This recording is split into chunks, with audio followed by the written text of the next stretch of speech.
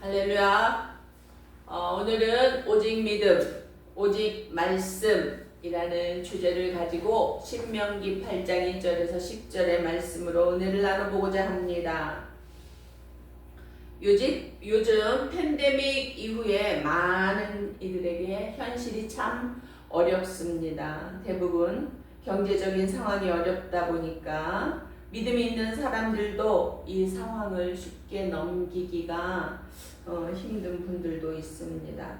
그렇다고 그것이 믿음이 없다, 믿음이 약하다 탓할 수는 없습니다. 각자가 그 느끼는 어려움은 서로가 다르기에 알 수 없기 때문입니다. 어제도 한 분하고 얘기를 하는데 코로나 이후로 교회를 나가지 않는다라고 말씀을 하시더라고요. 믿음 회복하셔야지요 하고 말하고는 말았습니다. 그분의 딱하고 어려운 형편을 제가 다 알지 못하는데 주장할 수도 없고 강요할 수도 없는 부분이어서 다만 다시 주님의 사랑과 위로를 기억하시고 믿음을 회복하셔서 평안의 삶을 살기를 바람하지 않습니다. 오늘 본문은 마태복음에서 예수님께서 40일 금식 후에 마귀에게 시험을 받으실 때 하시던 말씀입니다. 사람이 떡으로만 살 것이 아니요 하나님의 입으로부터 나오는 모든 말씀으로 살 것이니라. 우리가 이 세상을 살아가는 가장 기초적인 것이 의식주를 해결하기 위한 그 목적이 있기는 합니다. 사실 그것이 해결이 안 되면 이 세상을 살아가기가 몹시 힘듭니다. 그런데 오늘 본문에서는 모세가 이스라엘 백성에게 하나님의 뜻과 십계명을 선포할 때 하신 말씀인 겁니다. 그때나 지금이나 우리의 믿음은 언제나 말씀 안에 있어야 한다라는 것이겠죠. 출애굽 이후에 광야 생활 40년을 마치고 약속의 땅에 들어가 이제 하나님의 백성으로서 어찌 살아야 하는지를 아주 세밀하게 잘 가르쳐 주시는 말씀 가운데 하나입니다. 1절에 보면 모든 명령을 지켜 행하라. 모든 명령을 지켜 행하라. 그리하면 내 조상들에게 맹세한 땅을 아브라함에게 약속하신 땅이었죠. 너희가 차지하게 될 것이다. 이제는 네 거야. 이제는 현재형이 된 거예요. 먼 미래 얘기가 아니라 현재가 된 겁니다. 아브라함에게 약속하신 후에 애굽에서 종살이 430년 또 광야의 시간 40년 근 500년이 흘렀습니다.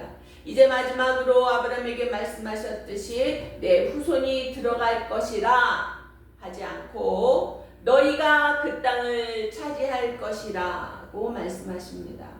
바로 지금 너에게라고 말씀하시는 겁니다. 말씀은 언제나 현재형이어야 합니다. 성경의 비유를 들어도 우리가 성경에 말씀하시길이라고 하죠. 영어에서도 Bible says 현재형을 말합니다. 이와 같이 3500년 전에 쓰여진 글일지언정 현재형으로 표현합니다. 바로 그 말씀은 지금도 우리에게 바로 지금 너에게 라고 말씀하고 있기 때문입니다. 그러므로 믿음 또한 현재형이어야 합니다. 가끔 예수 믿으세요 라고 전도를 하면 지금 방학 중입니다 라고 대답하시는 분들이 농담처럼 얘기를 합니다. 그러나 우리는 언제 주님께서 다시 오실지 또 우리가 언제 주님 만나러 가야 될지 알 수 없습니다. 믿음은 방학하면 안 됩니다. 그래서 언제나 진행 중이어야 합니다.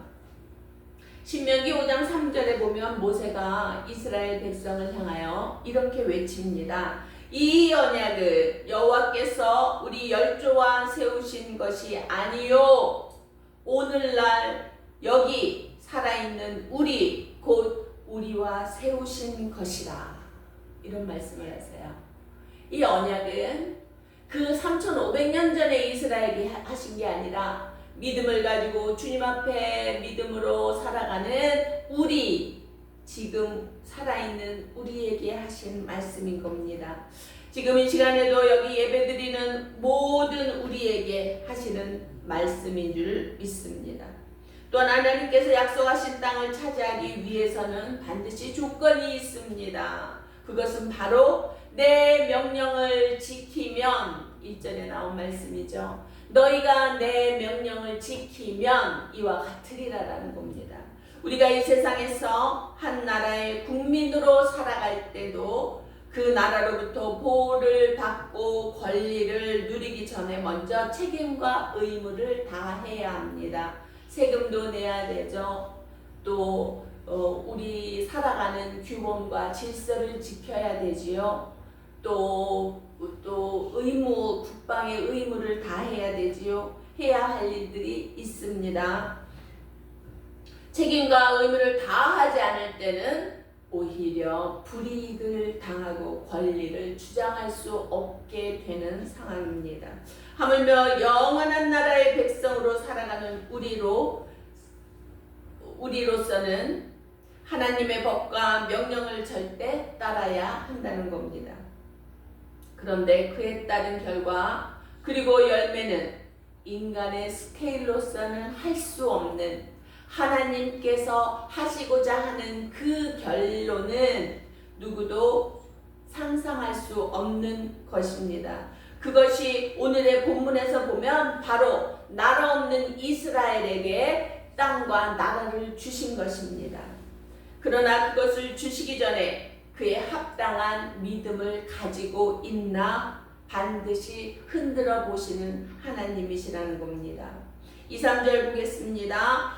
내 하나님 여호와께서 이 40년 동안에 내게 광야길을 걷게 하신 것을 기억하라. 그 광야길 왜 걷게 하셨어요? 믿음이 없는 그 전 세대들이 하나님 앞에 쫄보의 답을 했기 때문에 하나님께서 그 믿음을 흔들으셨어요. 또 어떤 어려움 앞에서는 다시 이방신 앞에 굴복하는 그들을 보고 많이 실망하셨어요. 그래서 40년을 광야길을 걷게 하신 거예요. 그 세대들은 다 광야에서 죽었습니다. 그리고 지금 세대는 그들의 후대인 겁니다.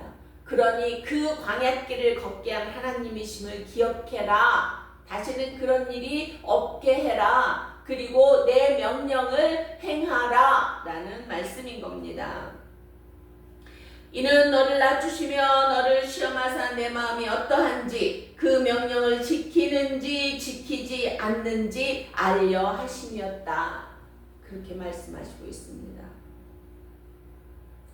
하나님께서 나에게 고난의 길을 걷게 하시는 것은 하나님 앞에서 내 마음이 어떤지, 하나님의 말씀을 지키는지 지키지 않는지 보려 하심입니다. 그런데 우리는 이 말씀 가운데서 정말 우리가 지켜야 할 것들, 믿음의 삶을 살아야 할 것들을 능히 이루어내지 못할 때가 너무도 많은 연약함을 가지고 있습니다. 그런데 그런 연약함에도 불구하고 그 모두를 광야의 40년을 살게 하시는 동안에 하나님께서는 신령한 만나를 먹게 하셨습니다. 그 만나를 먹게 하신 것은 사람이 떡으로만 사는 것이 아니라 하나님의 말씀으로 사는 줄을 알게 하시기 원하셨기 때문이라고 말씀하십니다. 그 만나는 누가 농사를 지어서도 아니고 누가 수확을 하고 누가 노력을 해서 얻어진 것이 아니기 때문입니다. 오직 하나님의 말씀으로 그것이 이루어졌고 우리가 먹을 수 있었기 때문입니다. 예수님도 사단에게 시험을 당하셨습니다. 40일 금식 후에 너무도 줄인 상황에서 돌덩이 하나를 가지고 떡덩이가 되어서 만들어서 먹어라 라고 이렇게 유혹을 합니다. 그때 예수님께서도 이 말씀을 하십니다. 사람은 떡으로만 사는 것이 아니라 하나님의 입에서 하나님의 말씀으로 말미암아 사는 것이다. 우리는 단 3일만 금식을 해도 하루만 지나면 음식 생각을 합니다. 금식 끝나면 이것도 먹고 저것도 먹고 막 상상을 많이 합니다. 어떨 때는 그 음식의 유혹에 못 견뎌서 실패할 때도 있습니다. 목적은 다 저버리고 그 음식 하나에 목매고 그 음식에 넘어지고 맙니다. 그런 연약한 존재입니다. 그런 줄 아시는 하나님께서 우리를 흔들어 보시는 중에도 신령한 음식 그 만나를 먹여 주셨다라는 것을 기억하시기 바랍니다. 4절 5절에 보니까 이 40년 동안에 내 의복이 헤어지지 아니하였고 내 발이 부르트지 아니하였느니라. 너는 사람이 그 아들을 징계함 같이 내 하나님 여호와께서 너를 징계하시는 줄을 마음에 생각하라. 40년 동안 그들은 사막을 헤매고 농사는커녕 그 어떤 생산적인 일을 하지 않았습니다. 할 수도 없었습니다. 그런데 본문에 보면 의복도 헤어지지 않았고 발도 부르트지 않았다고 합니다. 사람이요, 우리가 여행 가려고 며칠 것만 챙겨도 가방이 얼마나 많은지 몰라요. 근데 40년을 광야에서 살았는데 그 짐이라고 하는 것은 어마어마할 것입니다. 그러나 그들이 쫓기듯이 애굽 땅을 나올 때 그들이 가진 것이 얼마만 했겠습니까?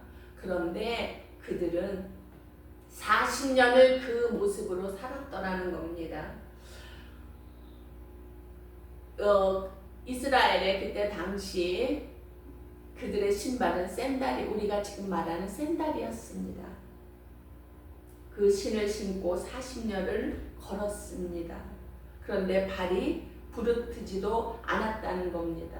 제가 여름에 한번 제주도에 갔는데 그날은 도착한 날이라 마트에 가서 뭔가 필요한 것을 사려고 나갔는데 그 마트 뒤가 그 둘레길이더라고요. 그걸 보니까 유혹이 돼서 그 둘레길을 한 1시간쯤 걸었나 발바닥이 너무 아파서 더 이상 못 걷겠어요.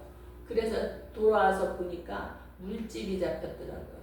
1시간 걸었는데도 그 정도인데 40년을 그들은 그렇게 살았다라는 겁니다. 그런데 발도 부르트지 않았다라는 증거를 지금 하시는 겁니다.